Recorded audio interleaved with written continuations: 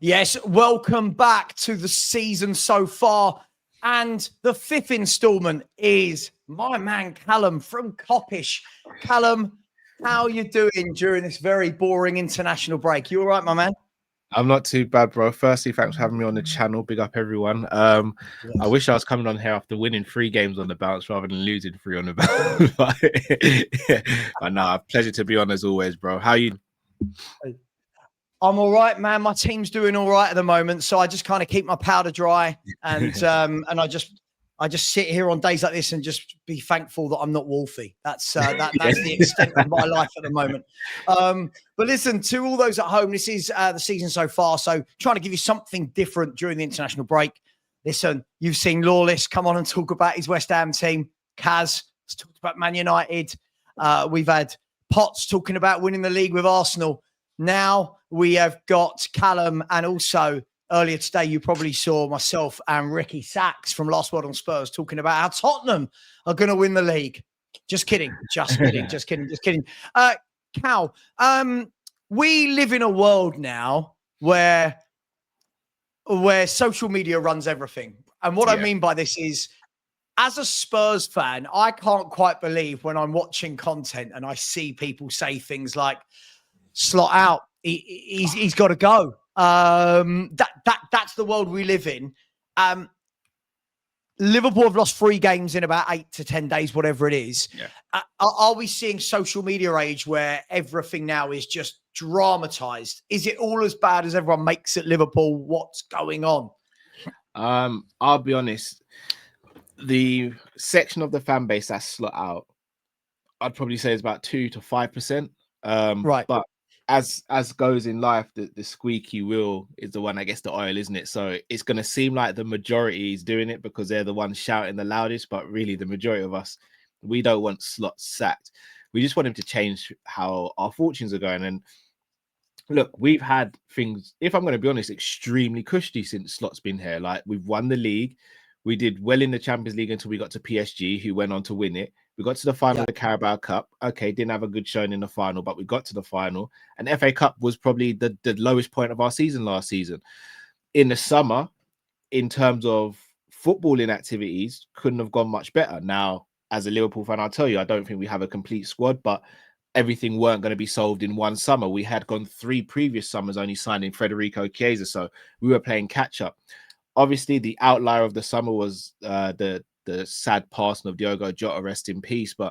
And that's something you can't kind of fathom and you can't plan for. But aside from that, Liverpool were 5 from 5 in the league. We've lost 2 games in the league to last-minute goals after we had won about 3 games with last-minute goals or 4 games with last-minute goals. But I can't sit here and crash out about Liverpool. Am I frustrated with how we're playing at the moment? Yes. Do I think Slot should be doing better? Yes. Do I think some of the players should be doing better? Yes. But I look at it like this. Arsenal have had a very good start to the season and they're a point above us. I don't know if Arsenal can get better, but I do think they can maintain the level that they're at, which is still a very high level. Sure. We've still got plenty of gears we can go through, in my opinion, and we're only 1 point behind them. So I'm not trying to downplay anything Arsenal are doing. I'm trying to put some perspective and show that although Liverpool haven't had a good start to the season in terms of performances, we're still there and we haven't kicked into gear yet. The only question for me is how long is it going to take for us to kick into gear? Because if we leave it too long, then Man City, Arsenal, etc., will catch us and pass us, and then it's going to be a long chase after that. It's crazy though, isn't it? Like, listen, when I host these things, I don't host them from a I'm Spurs, whatever. I just want to talk football, right? Yeah. I find it absolutely crazy that, you know, there are rival fans reveling in Liverpool's poor week. And let's be fair, that's what it is. It must have been a space of 8 days, right? From Palace through to 7 days. It was Saturday to the Saturday. Right. Okay. So 7-8 days, Galatasaray, Palace, and then Chelsea. And everyone's gone from the Friday before it was, oh, who's going to stop Liverpool? They just keep winning. They're going to win the league by December and January. A week later, it's Arsenal winning this league. Arsenal are the best team in the country. And I know it's in 2025. I know we have to play the banter game, but you are right. You are only 1 point behind them. But I want to ask you, before we go too much into Liverpool and the transfers and what's happened, are you one of these people who looks at a league table 7 games in, like we currently are, and says, this is a title race? Whether it's Liverpool or not, do you look at the table and think that? Like, do you look at it and go, oh, Spurs are in a title race and Palace and Bournemouth because they're up there? Or is it just all too soon and everyone's finding their feet? I'll be honest with you, Savva, I'm one of those people. Shall I tell you why? Because of PTSD with Manchester City, bro. Like, when we were going up against Man City, I kid you not, I think we played Chelsea one season. The season where we chased down the quad, I think we played Chelsea, it may have been 3rd game or 4th game into the season. And I kid you not, bro, hand on my heart, we drew that game and I said, that's going to be detrimental to us at the end of the season. People were like, it's 4 games in 3 games. I was like, this is Man City we're talking about. I was like, Man City will go on a run. We will go on a run. And that 1 point might be the difference. And people were like, no. And I was like, we'll see. That season, we lost the league by a point. The season in 18-19, where we lost it by a point, we lost 1 game all season that season. And the game we lost that to was to Man City. So when it comes to Man City, yeah, I'm looking at the table as early as fathomable.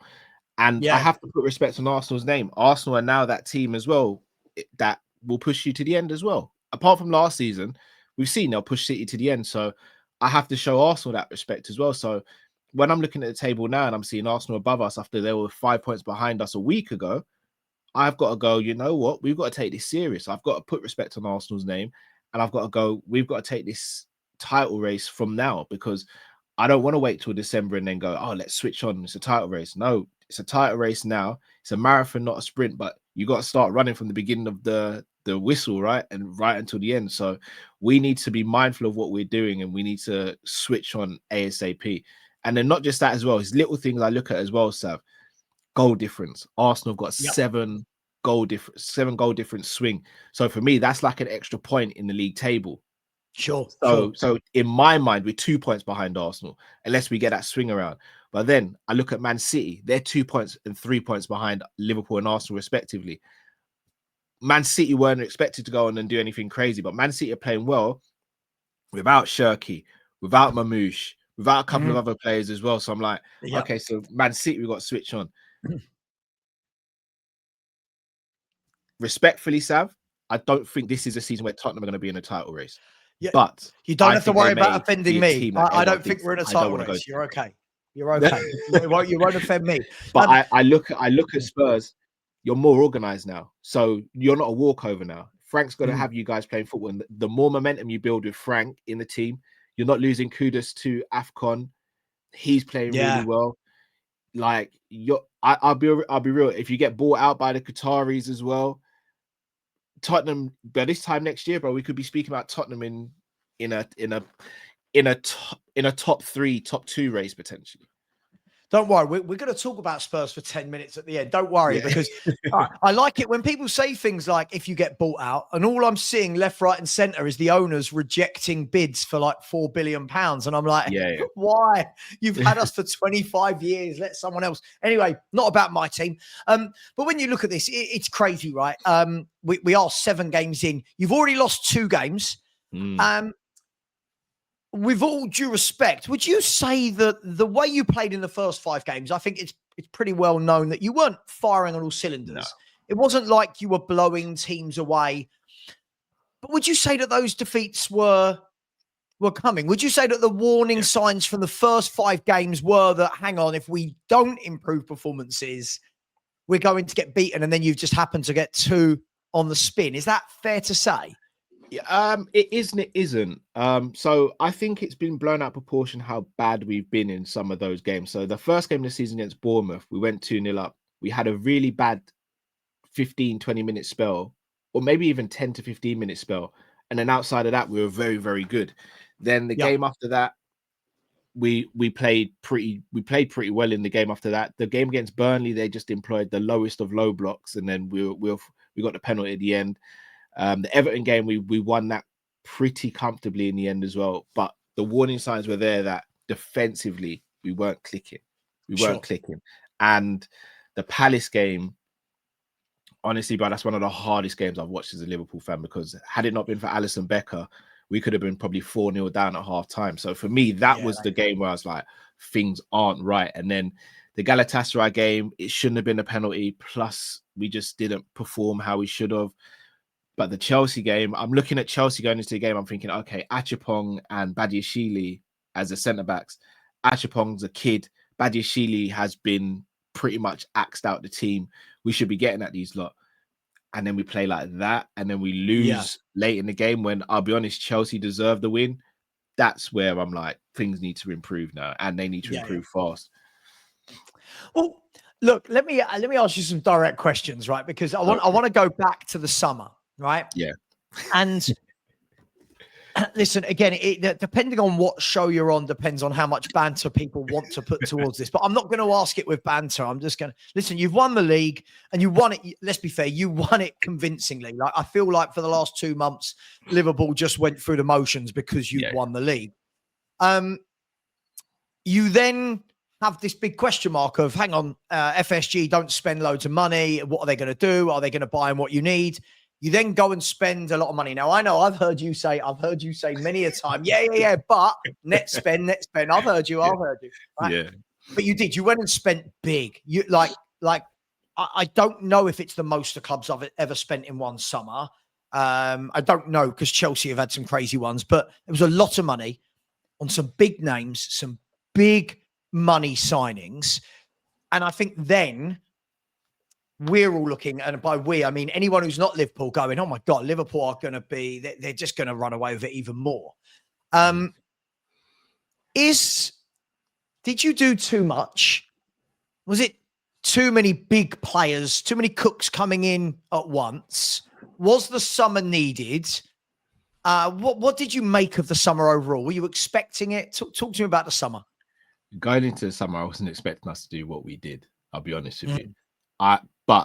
We did have to have a summer like that, because we hadn't had a summer like that for such a long time.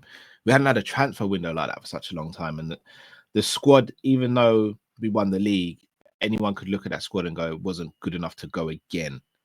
And you lose Trent. Unfortunately, we lose Jota, and you lose Diaz, you lose Elliot.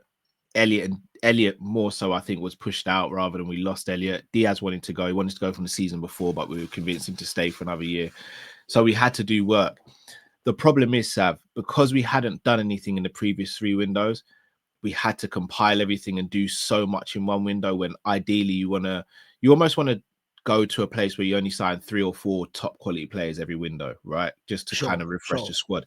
We had to sign a plethora of players. We signed Kirkes, Frimpong, Leone, tried to get Gahey, but didn't go through. Ekitike, Wirtz, Isak. So we had to do a lot in one window because we're playing catch up. The problem is, it's integrating all those new players, and I think that's where Slot struggled at the moment, because last season he didn't rotate much. Now it feels like he's over rotating, but it also doesn't seem like he has a grasp of the best combinations in the team. I don't want to use who's his best 11, because I don't think football is that anymore. I don't think there is any such thing as a best 11 now, because you have to set up to negate the team you're playing against. So in one game, it might be best to start Ekitike without Wirtz in the 10, but have Szoboszlai, McAllister and Gravenberch in the midfield. But in other games, it might be better to start Wirtz in the 10 and play Isak up top. So I don't think there's anything as best 11s. I don't think he understands the right combinations to play at the moment. For example, I don't think McAllister and Wirtz can play in the same midfield together. Even though they're both fantastic players, I think you need to pick one or the other. And if you're not doing that, then I think we get overrun in the midfield. I think if you're playing Salah, you've got to go with Frimpong as opposed to Conor Bradley. But then if you're going with Konate at the back, you need someone who's able to come and take the ball off him as well. So I don't think we're getting the combinations right. But again, I can't be too down in the dumps, bro, because I feel as though Slot is someone who will get it right. And when he does get it right, then I think we'll kick on and just be a force to be reckoned with. And sorry to cut you, bro. Do you know what it feels like? It feels like PSG last season a little bit, where everyone remembers how PSG ended the season. But from the beginning of the season to around December, PSG weren't great. Remember, they they struggled in that scraped through. Champions League phase, They didn't they? scraped through. But when they Yeah, signed yeah. Kvaratskhelia, when they understood what the right combinations were, the best combinations on the pitch, and who to start in which game and who to start in another game, that's when they kicked on and went to another level. So again, I'm not saying Liverpool are going to do a PSG and win everything. I'm not saying that for this year, but I do see similarities there. Yeah, no. Look, it's very interesting because I was having the chat yesterday with Jamie Phillips, and it was very interesting because I said to him that there's a difference for me between a manager that picks up a squad that's been together for a while, that's in a good place. And it was Klopp left you in a good place. I know you hadn't won the league that year, but you had good players, good team. And there's a big difference for me for him coming in and going, right, I've got everything here. Let's just put the jigsaw in the pieces in the right place. Now this year, it's like, okay, well now 6 to 7 of these squad players are his. Now this is your squad. Now listen, I don't want to, please don't be offended by this. I don't want to put him in the same bracket as Arteta, and I'm not going to. But it's like when Arteta rocked up, slightly different. It was like, right, I've won the FA Cup, but I've won it with Unai Emery's team. Yeah. Now with my own team, what can I do?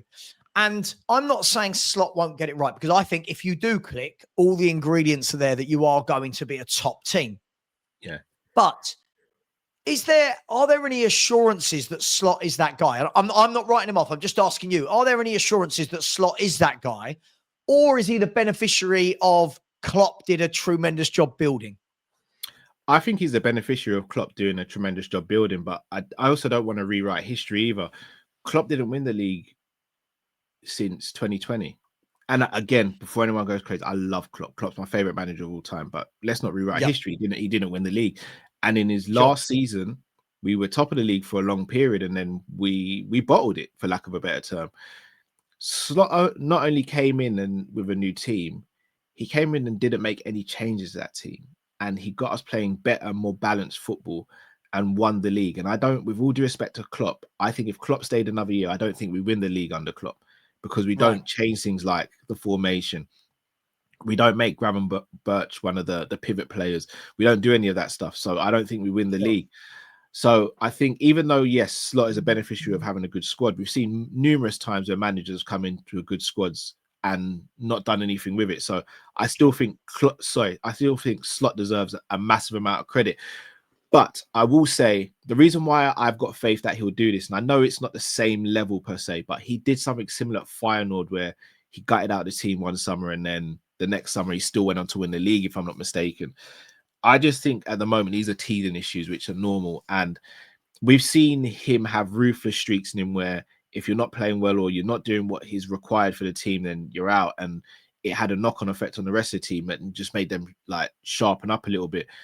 I think he's not using that ruthless streak at the moment for whatever reason, and I think once he implements that style of management again, then we'll be fine. But as I said, it all depends on how long it takes as to what we achieve this season. If he does it quickly, then we'll be fine. If it doesn't happen quickly, then we could be in a bit of trouble in terms of winning stuff, which will then heap a whole load of pressure on him in the summer. Well, look, I want to look at some individual players that you signed. But before we get there, I want to talk about the main man that's been there for years in terms of Mo Salah. No disrespect to Virgil van Dijk. I just mean in terms of your attacking threat, Mo Salah, right? And I was watching, there was 2 of them on Sky Sports. It could have been Carragher or Neville or Redknapp. Somebody. They all look the same to me. I don't know. Yeah. I was watching it and they were showing the data of the last 4 or 5 years of how Liverpool, when you've attacked, it was something, the stats were ridiculous as to how much of your play actually went down the right-hand channel, because you didn't really play with an out-and-out number 9. You didn't really play with an out-and-out number 11. You know, Diaz was there one week, then Gakpo, then this player, then Nunes. And it showed already the difference this season. They were putting in correlation with Salah's form versus how Liverpool have adapted. Now, my question to you is, hopefully this makes sense. So essentially, more of the ball is going through the centre to either Ekitike Isak and to the left to either Gakpo or Ekitike, whoever's playing there. Is this to the detriment of the team? We know Mo Salah's numbers are insane, right? They are insane. Whatever you think of him as a footballer, his output is the best. It's super. Yeah. Are all these new signings, which need to happen because Salah's not going to go on forever, but are they detrimental to main man syndrome? I don't know if he sees that, but he was the main man. Is he now? Is it detrimental? I think you know where I'm going with this. Yeah, I think it's detrimental in the short term, but in the long term, I think he'll be beneficial. And I think you hit the nail on the head. Perfect, Sav. You said he's not going to be around forever. As Liverpool fans, I put my hands up and I'll say this for myself as well. We have taken Salah for granted. We just assume every season, oh yeah, we've got Salah. He'll score 15, 20 goals and he'll get 10, 15 assists. It's not normal. And you guys probably did the same with Harry Kane. Harry Kane was the same. Like, sorry. The day after he said he wants to stay at Bayern and not come home. Yeah. Like you like when you get these anomaly players, you just think, oh yeah, they'll just do what they do. And then it's only when they're underperforming or they leave, then you go, oh, they weren't normal. We had the same with Mane. Mane was getting crazy numbers every season. Now we've got Gakpo and we had Diaz who weren't getting crazy numbers, and you're going, oh, so this is what it's like having a quote-unquote regular winger. Salah hasn't been good this season at all, but I don't think that's because play isn't coming down his side. I just think he's in really bad form at the moment. And the one problem I've had with Liverpool Football Club since Salah's been here is that we've never had proper competition for him. And we've never had someone on that side who can actually rotate with him to give him some rest and take him out the firing line sometimes. And I know people say, yeah, but, you know, Tottenham didn't have anyone for Harry Kane and, you know, you didn't have anyone for Cristiano Ronaldo. But this is a different football era we're in now. Like, you have to have players in the team who can take the burden of other players. There's a reason why we got Ekitike and Isak. There's a reason why we have 4 centre-backs, or many people ask for 5 centre-backs. There's a reason why you have 4 to 5 centre midfielders, because you can't just keep on playing the same players every game. And I think Chiesa being here and barely getting any minutes has probably caught up with Mo. But not just that. Last season, I kept on saying this, Mo overperformed. He had the best season of his career at Liverpool so far at his age, which is crazy. There was no way we could have expected him to have another season like he just had. It's impossible to do that back to back at his age. Well, not impossible, but very unlikely, should I say. Sure. Therefore, we need the supporting cast, your Isaks, your Ekitike, and your Gakpos, to actually do a bit more. In fact, I'll take Ekitike out there because Ekitike has been very good since he's been here. Need Isak and Gakpo. Gakpo particularly because he's played pretty much every game and he had a full preseason and everything. We just need to be doing better. We need to be making the correct decisions in the final third. I'm sure we'll speak about him as well. We need Wirtz to be unleashed a bit more as well and do his thing.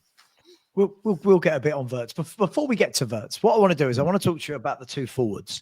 And then I want to show you, I've loosely put out on FootMod lineup an 11 for Liverpool. And I want to go through with you what you think should be the 11 and what the tactics should be, because this is the difficulty when you have an embarrassment of riches. Yeah, it's very difficult to pick an 11. I want to talk about Isak and Ekitike, though. Now, everyone all summer's going, well, Liverpool want a striker. Liverpool need a number 9. Obviously, rest in peace to Diogo Jota. Obviously, what happened there kind of, forced your hands a lot, and our heart goes out to his family, etc. Of course. Darwin Núñez leaving as well. You're now suddenly your 2 9s. I never thought Jota was a 9, but your 2 9s, false 9s have gone. In your wildest dreams, did you think you were going to go and buy 2 of Europe's most sought after strikers? And did you need both? Now, the question I'm asking here is not whether you needed 2 strikers, but did you need 2 at that level? Because this, for me, I can see this being a bit of a problem for you moving forward. So to answer your first question, I didn't going into the summer. It's weird. When we signed Wirtz, or when it was announced that we were going to sign Wirtz, it made me like I literally said that day, I was like, we're gonna sign Isak as well, and people were like, you're crazy. Remember, I said it from the beginning of the window, Sav, when we're doing the Ponzi channel. I was like, we're gonna sign Isak, and I was like, no, we're not. I was like, no, we are. Like, we're gonna get Isak. The plan from the club was to keep Jota and have Isak, so them two are the ones who are going to rotate. So to answer your second question in terms of did I think we'd get both? No, but when what happened to Jota happened, then I suspected us to get two.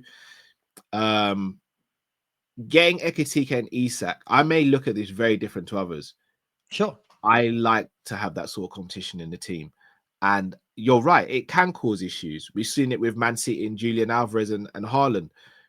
But what I admire about Man City is they lost Julian Alvarez and they said, okay, we'll go and get Mamouche then. I think if you're going to have someone like an Isak or a Haaland at your team, and I'm not going to put Isak in Haaland's category. Haaland is an absolute machine. He's in my opinion, top two strikers in the world at the moment, along with Harry Kane. If you're going to have that big character, you're going to have that top quality footballer, then it might be a case where Ekitike stays for 2 years and then you go and get the next Ekitike for the next 2 years and keep doing it like that. Again, like I've seen Steven Gerrard from him making his debut to leaving the club. I've seen Coutinho leave. I've seen Torres go to Chelsea. I can't get attached. I've seen Trent leave as well. I can't get attached to players like I would when I was younger, or how maybe the younger generation, because I've seen too much. So for me, I'm not sitting there saying I want to lose these players, but I understand how football and life is. Ekitike is a top footballer, and he might look at it in 2 years' time and go, well, I'm 25 now. I want to be the main starter for Liverpool, but Isak's here and he's still performing, so I'm going to go somewhere else. I'm good with that, but just make sure you replace him properly. So in the short term, I don't think it'll be an issue. I don't like the idea of Ekitike playing left wing just to fit him into the team. I don't like that at all. But I do think there are formations and variants whereby we can absolutely play both of them together.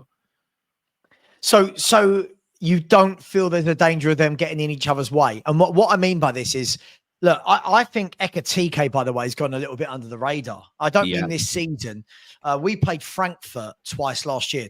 By we, Tottenham played. Don't listen to the internet, Cal. I am a Spurs fan. I know they'll tell you I support everybody else, but oh, what? Yes. Oh God, Cal. Yesterday I said, oh God, Chelsea was sublime. Oh, now you're a Chelsea fan. Yeah, hey, I'm a Chelsea fan. I get it all the time as well. Oh, it's mad, isn't it? You can't say anything nice about anybody. Anyway, we played Frankfurt twice, and I was really, really impressed by Ekitike in terms of upper body strength, footwork, bringing others into the game. He scored a great goal as well. Great goal, and I just wonder, if you're Ekitike, how are you feeling? Like, I'm guessing when the conversations went on, I know it was very much pushed through quicker because of Newcastle went in for Ekitike, and there was that whole triangle, wasn't they, with Newcastle? Was Isak part of the conversation with Ekitike and his camp when it happened? Was he assured that he'd be the number one striker? If you're him right now and you're playing well, are you thinking, well, hang on, why is this guy starting in front of him? I'm playing better, or I understand because he's the British transfer record fee. I'm just trying to look at it from Ekitike's perspective. I think it's something he's struggling with a little bit. I think that was reminiscent or brought to the fore when he celebrated how he celebrated the goal against Southampton, where he's taken off his shirt, and I'm like, bro, it's just Southampton. It was a tap. I think some of that spilled out in that celebration. Look, Ekitike's got an ego, but you expect that from top players. So he's probably sitting there thinking, right? Yeah, of course. Nothing wrong with it. Of course. So he probably is sitting there going, why is he starting ahead of me? I should be starting. But I don't think he would have been brought to the club and lied to, saying that we weren't still in for Isak. I think his agent would have known that.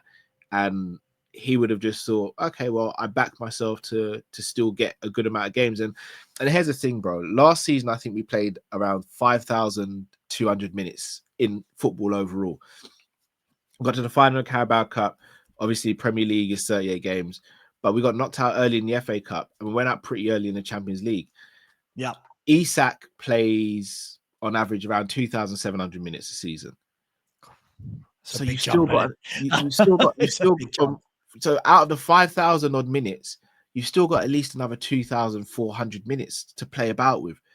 those should be Ekitike's minutes, and they will be Ekitike's minutes. So I don't see it being a problem. Like, the problem might be if we get to a Champions League final and one of them sits on the bench, then yeah, there's going to be a little bit of rumbling, thinking, "Oh, I wanted to start Champions League final." Yeah. But we've seen it in some of the greatest teams over the years. Like, it is what it is.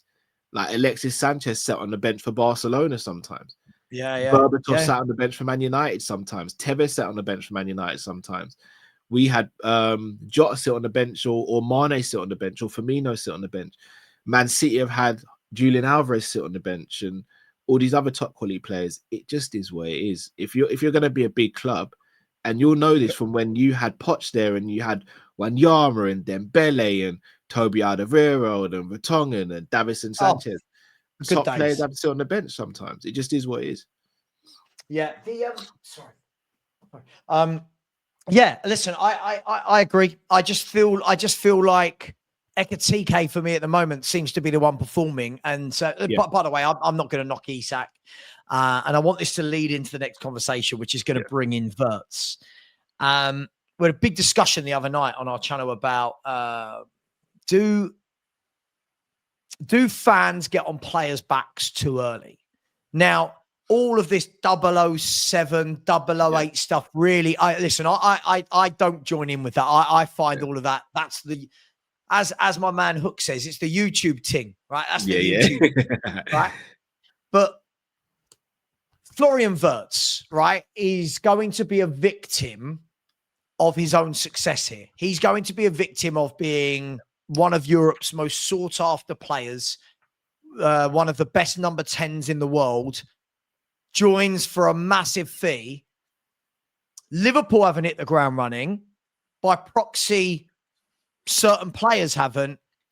Young player, new country, hasn't hit the ground running, and already he is being mocked from pillar to post.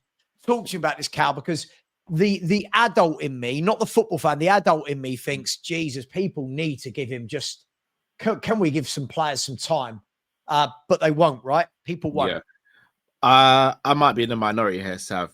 I don't really pay attention to that sort of stuff because I watch football games.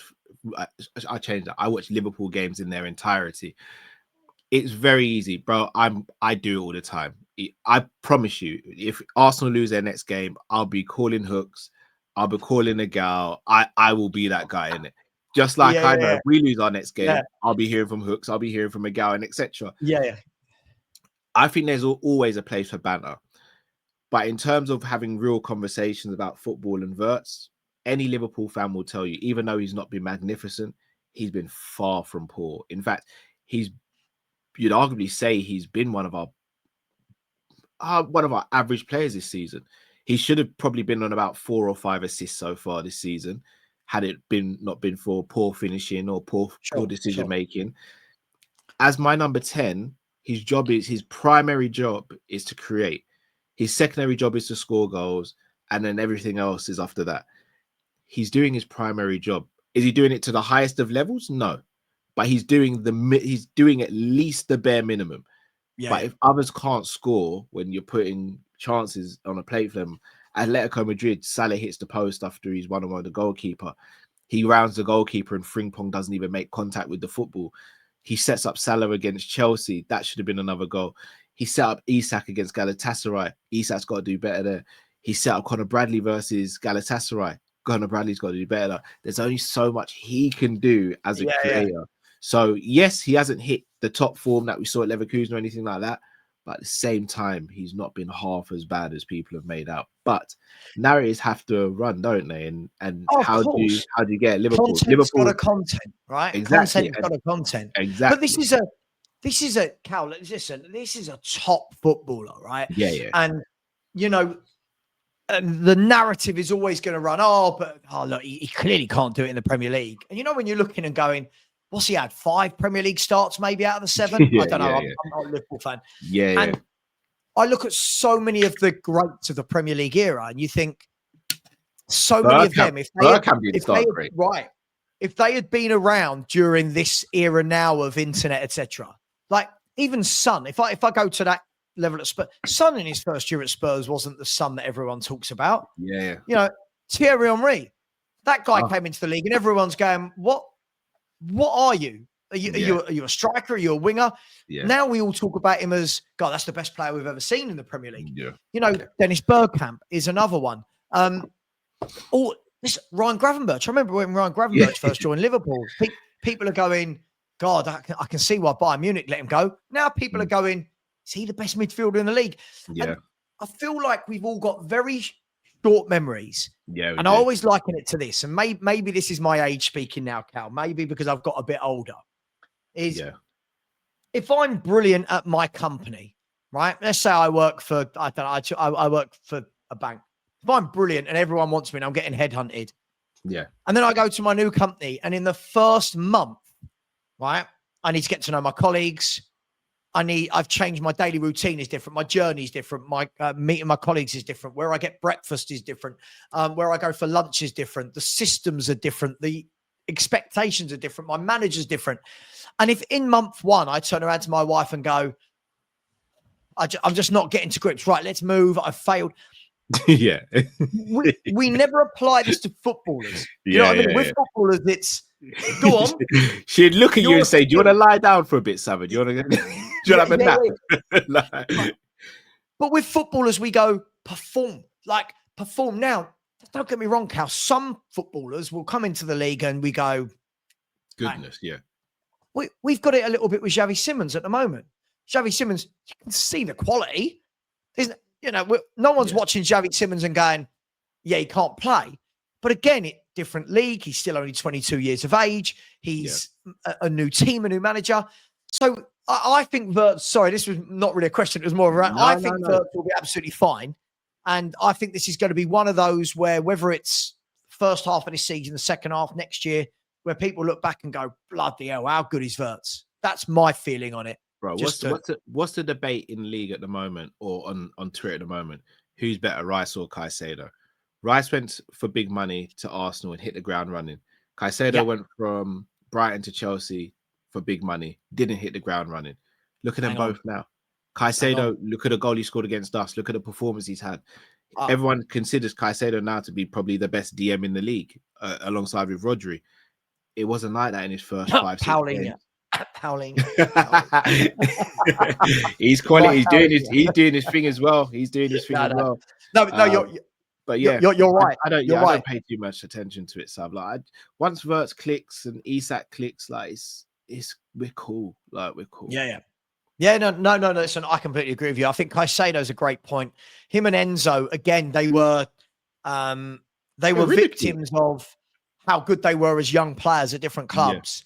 Massive fees. Now, if you said to me, would I like that midfield three of Enzo, Caicedo, and Cole Palmer? Yes, please.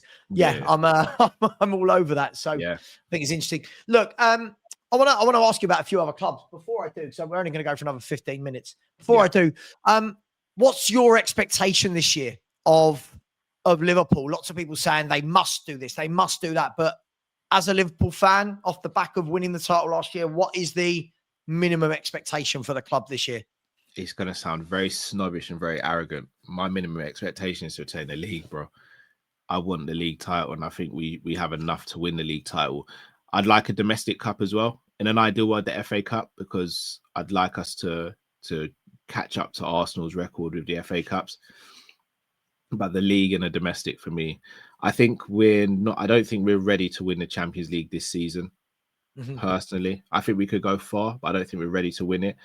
Carabao Cup, I'll be honest, because of Crystal Palace having our number at the moment and the fact that we've got a few injuries, I actually see Palace probably knocking us out of that trophy. Where is it? It's at Anfield. Okay. But I do think we'll rotate quite heavily in that game, and I don't think Palace will, because they'll go for it. For me, expectation is the Champions League, the league and the FA Cup, ideally.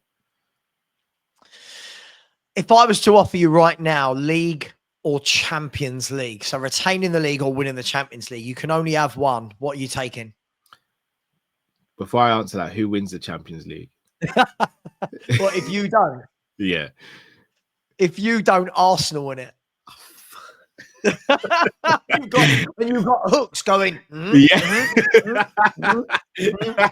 So let me get this. So if we don't win the league, do Arsenal win it or is it Man City wins it? Let's stick with Arsenal both ways. Because Cal, no one, forget that I'm Spurs. Everyone I'm talking to is kind of like, as long as it's not Arsenal. Yeah. Everyone. Yeah. If so Arsenal they're winning one of them either way, Cal. Which one are Yeah. you picking? They're winning the other one. If they're winning one either way, then I'll go league. Okay, so you're happy for them to win the Champions League, not the league? Yeah, because for me that puts Liverpool, because we'll still have the record number of Champions League for any English club. We've got a record for Carabao, and we'll have the record for the Premier League. So yeah, I take league.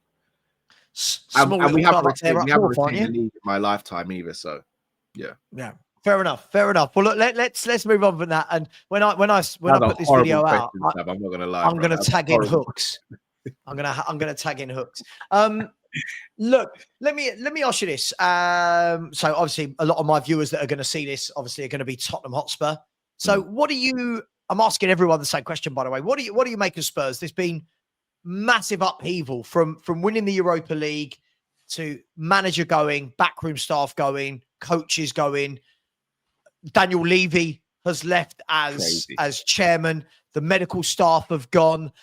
It's been, we've had 3 or 4 bids rejected or interests or expressions of interest to buy the club. What do you make of Spurs at the moment as a club? Be honest, it won't offend me, by the way. So no, I kind of admire how you're doing things, to be honest. Thomas Frank for me was one of the most slept on managers at Brentford because he wasn't quote unquote at a fancy club. Yeah. I said it before we got Slot. If Klopp was going, I would look at Frank. Not because they're both German, but because Frank just seemed to get the best out of players. He got the best out of Tony, best out of Wissa, out of Mbeumo, Damsgaard. Everyone sleeps on Damsgaard. Damsgaard's get so many good numbers every season. It's just, again, it's people kind of just ignore it. You look at what he's done with the likes of Nathan Collins and Flecken and all these players. Ben Rama, Ollie Watkins. Ollie Watkins. Yeah. Right.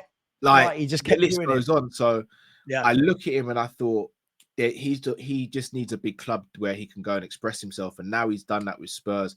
Look, the people you targeted in the summer, if I'm not mistaken, you put in a bid for Semenyo, or you were targeting Semenyo? Yeah, targeting Semenyo. I'm not sure we bid, but I wish we had. And look, that's my point. So he seems to have an eye for especially attacking talent before they get to that next level. And that's where we loved Klopp, because Klopp could look at Mane and go, I'm going to make you world class. He could look at talent and go, I'm going to make you world class. Semenyo, everyone's speaking about Semenyo now, saying we need Semenyo at our club. I'm seeing Chelsea fans say, Liverpool fans say, Arsenal fans say.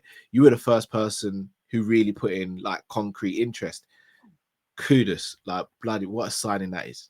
I love it, bro.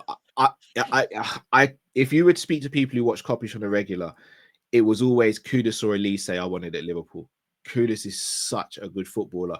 Xavi Simons, again, another good player. You needed someone else who could play in that 10 because the unfortunate injuries to Kulusevski and Maddison. But then you still got Kulusevski to come back. You got Maddison to come back eventually as well. Like I still think midfield you could maybe get another player in there, but Palhinha, Bentancur, really good as well. Basuma hasn't hit the heights he should have. Maybe defensively you could add, but again, Van der Ven and Romero, quality. Porro, quality. Everyone knows I'm a massive Spence fan. I wanted Spence to replace Trent. So I look at your team and I think over the next couple of years, if you get the transfers right, you could go back into a little bit of a golden era like you had under Poch. And the thing I like about Frank as well, similar to Poch, and you'll testify to this because I'm getting a lot of backlash at the moment. Poch was so good at switching tactics. Sometimes you'd go 3-4-2-1. Sometimes you'd go 3-4-3. Sometimes you'd go 4-2. So you'd go 4-3-2-1 sometimes with Son and Ali behind Kane. You'd be so adaptive and so flexible in your approach that it was hard to prepare for, but 2, you're able to inflict damage on different teams in different ways. And I think Frank's that sort of manager who can do that as well. So I think if I was a Tottenham fan, I'd be quietly excited right now about the future. on and Yeah, off the pitch. do you know what? Listen, I am one of those fans, which is obviously a complete 180 to the Savva you saw last year. Well, I don't blame you, brother. Andy's look what he's doing to Forest, bro. Look, have you seen Wolfie recently?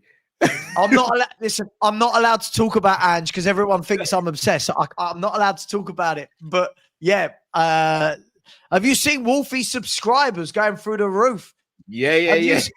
Everyone loves everyone now. Whenever Forest are playing, everyone goes, "Is Wolfie live?" Of course he is. Let's go in. And he's loving it. But look, I'm really happy with things. But there's still. If you watch a lot of Spurs shows, right, on YouTube, I'm watching them and going, have we got short memories? Like we're sitting third, like we're third in the Premier League. Now, don't get me wrong. I'm not one of those who goes, oh my God, we're definitely going to finish third or fourth. I actually think we'll probably be more fifth. I think sixth, but possibly fifth, depending on injuries. But we're third in the league. We've got the second best defense in the league right now. We're the third highest top scorers behind Arsenal and City. And I'm still people going, oh, God, the football's a bit boring. And, oh, I don't know about Frank. You know, he's not a winner. And I'm sitting back and going, how can he become a winner? Right. Like people who say he's not a winner, please tell me, Cal, which year did you ever go onto a YouTube channel? And when you were asked the question, who's winning the trophies this year? When did you go, Brentford have got to? They Brentford simply have to. Brentford must. Never. Brentford must. They've signed, Brentford have signed Keane Lewis Potter from Hull. They must. Like, so there's never context. And that's the issue with YouTube a lot of the time. There's no context. Look, Frank was at a team at Brentford where, in my opinion, he was overperforming. If a manager's overperforming at their team, your alarm bell should be going off saying, okay, so imagine if do you know what's crazy, bro? Sorry to go on a tangent. No, go. We'll downplay managers who are overperforming, but we'll prop up players who are overperforming. Do you know how crazy that is? Like, we're looking at Semenyo right now going, okay, so he's at Bournemouth doing what he's doing. Imagine what he does at a Spurs, a Liverpool, an Arsenal, a Chelsea. But what about the manager? Iriola, for example. Iriola's the one getting the best out of these players, no? So what about if Iriola goes to a team and he's got 5 players as good as Semenyo? What does he do? What about Frank? But he's not a winner. Got the best out of all these players. Like Wisson and Bromo were 2 of the top goal scorers and assist makers in the league combined last season. So imagine he goes to a Spurs with a Kudus, with a Xavi Simons and all these top quality players. It's going to be even better. Do you know what? I think people have lost the ability to see past a trophy. Now, the answer you always get is the aim is about trophies. I get it. Of course it is. Yeah. But let's be fair, there are 3 trophies available in the UK every year, right?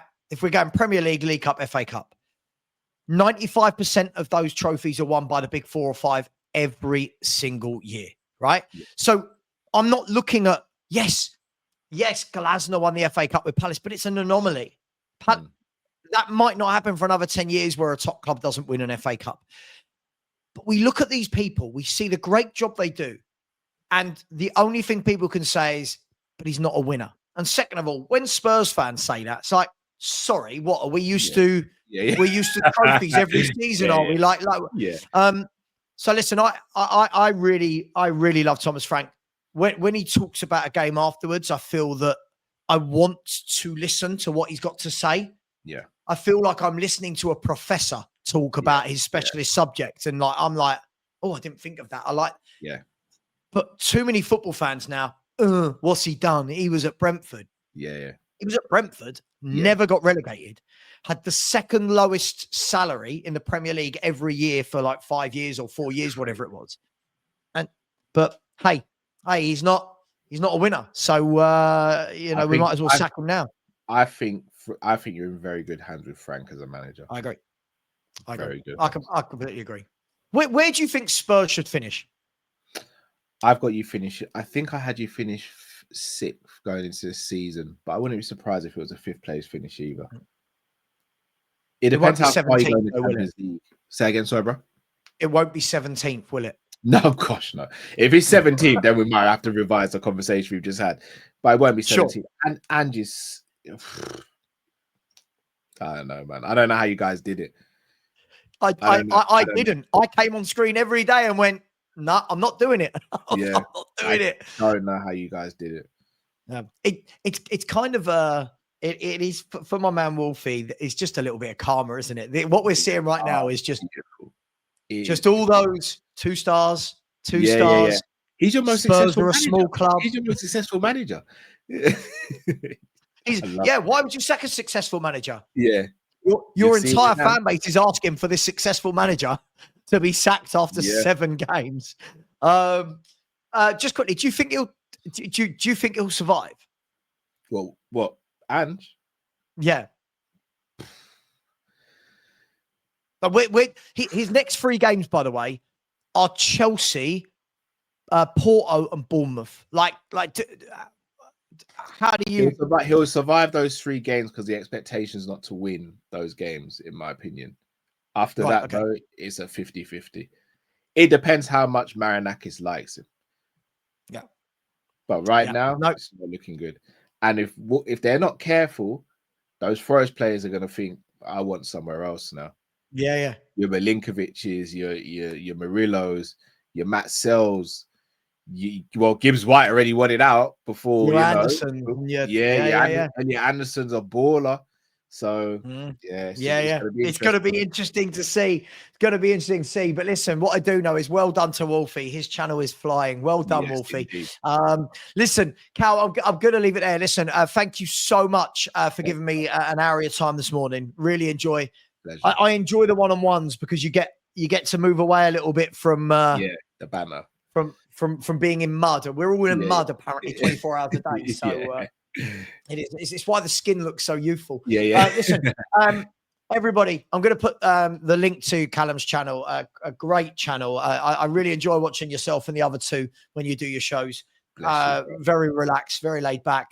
Please get over to KOPISH and subscribe to Cal. He's a great guy, great content creator.